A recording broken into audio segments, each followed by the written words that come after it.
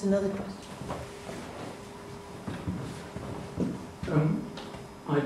I'd like your comment on globalisation and its effect on the UK and UK cities and so on.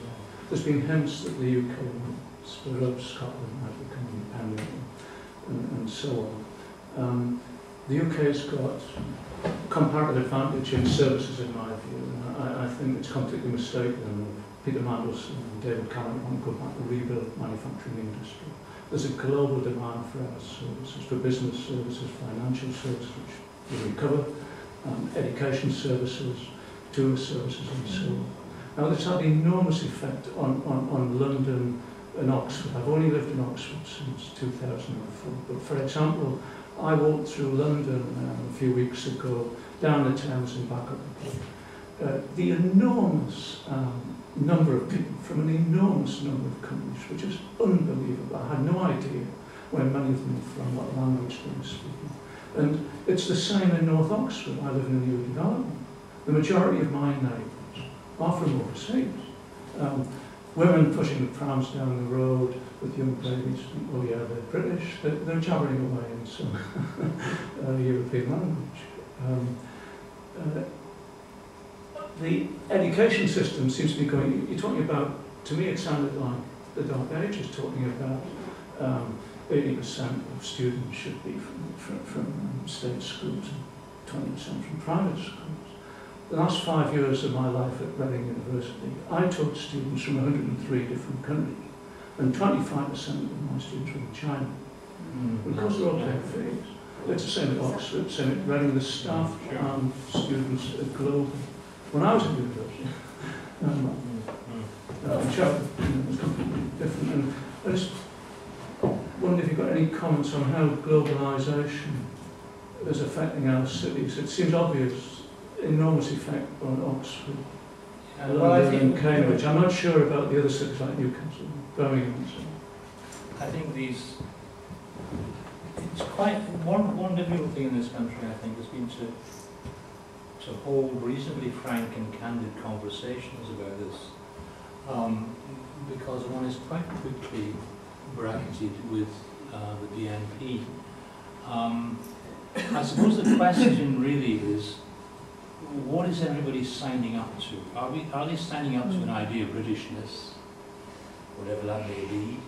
I'm not talking about foreign students now in university, that's a completely different thing, and a very profitable one for British universities. But what are we all being asked to sign up to? And this, I think, is a core question. I completely take Peter's points about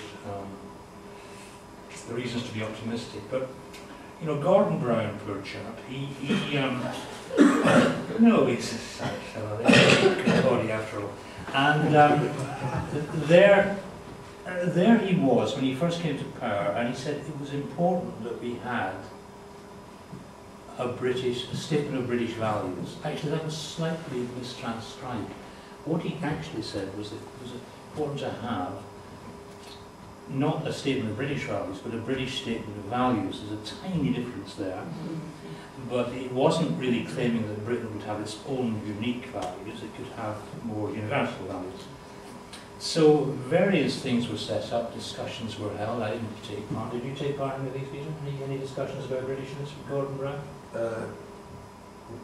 If I did, the experience was raised. So it was clearly important that we had some idea of this thing called Britishness. I don't know what became of it. I mean, clearly he wanted something like liberty, equality, fraternity, or the words written below the eagle on the American coat of arms, but we didn't get one. And in fact, the truth is, I think, that Britishness is such a baggy, capacious identity, which is the reason I quite like it. It allows all kinds of things to take part within it. Scottishness, despite Peter's point, I've always found, like Englishness, too much a kind of blood and soil nationalism for me, and I quite like Britishness as an idea. But the thing is, it's easy to describe British characteristics, but it's very hard to define British values. We have values like Denmark has values, much the same.